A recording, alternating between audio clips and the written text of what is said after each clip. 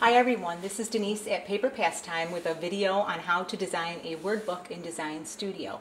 It's really very simple once you understand the process. The first thing I'm going to do is I'm going to name my first page. So you right click, highlight untitled page. I'm going to name this layout. You must hit enter to save that. Then I am going to add my letters, and it's important that each letter has its own selection box. So I'm going to type F, enter, A, enter, L, enter, L, enter. It doesn't matter that they're in the wrong spots. Okay, I see right away that the A is much wider than I would like. So I'm just going to select it, shrink it up. That looks pretty good. Okay, I'm going to move my L within the cutting boundaries. I'm just roughly going to get them in the right place right now. I lay everything out on this first page. If you can get your letters in an arrangement that you like, then you can make a word book. It's very simple. This is the hardest part. Okay, that's roughly what I want. I'm going to make this word book 5.5 inches, so I want these letters to be taller. So I'm going to click on that. I'm going to come up here to the properties box, and on the height, I'm just going to type 5 and enter. And that gives me a 5-inch letter. Just need to come up and do that to all of the letters because I do want them the same size. Just give me a minute. Change the A to 5, enter, and the F. Highlight it, 5, and enter. Okay, now my letters are all the size that I want. Now I'm just going to move them around a little bit and get them where I would like them on my page. Move that. I do like them to overlap. Okay, move the F in, and I think I'm pretty happy with that.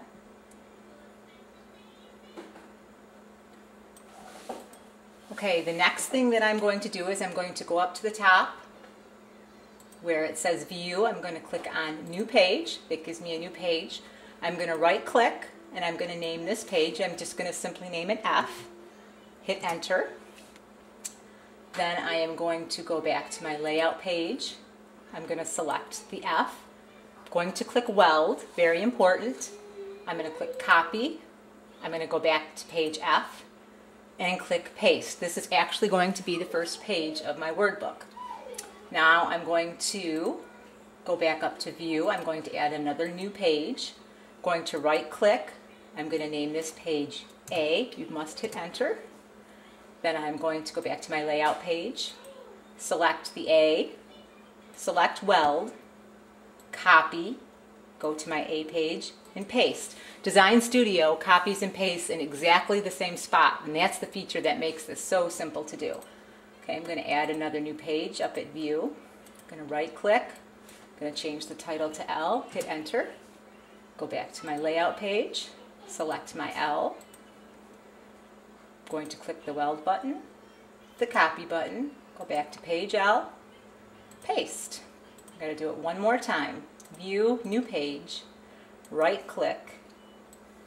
This one is also L. Hit Enter.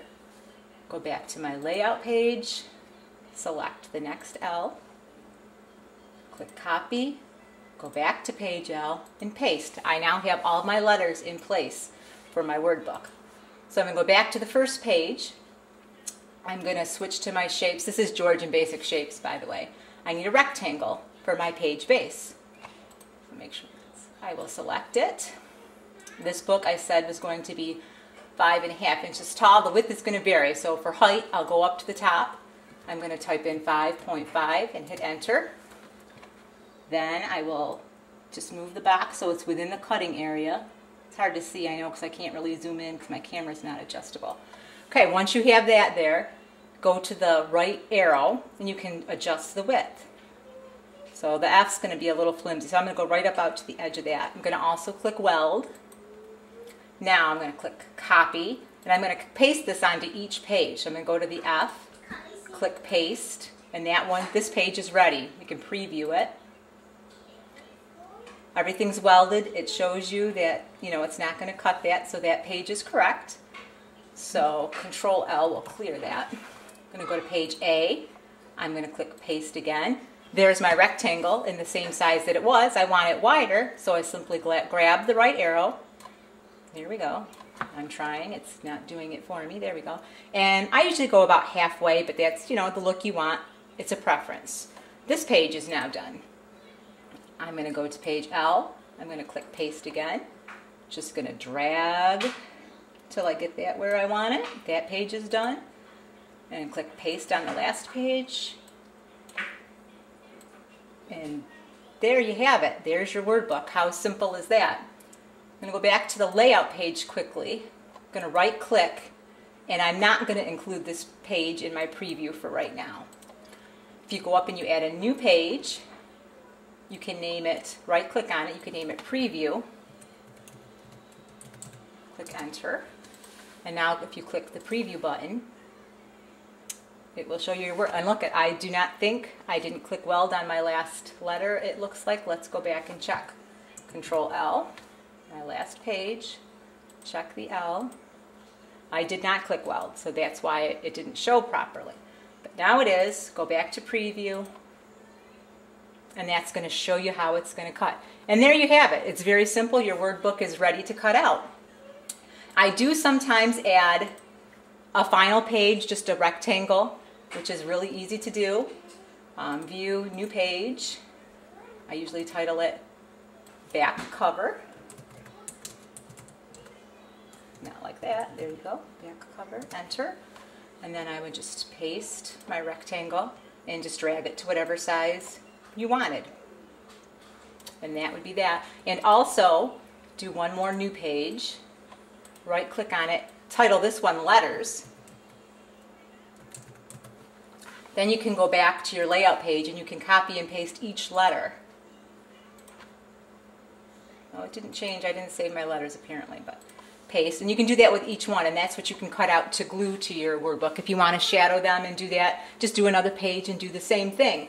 I usually cut my front cover and my back cover out of chipboard or cereal box, and then I cover each side with pattern paper. My inner pages, I just use plain cardstock for the base, and then I put pattern paper on each side.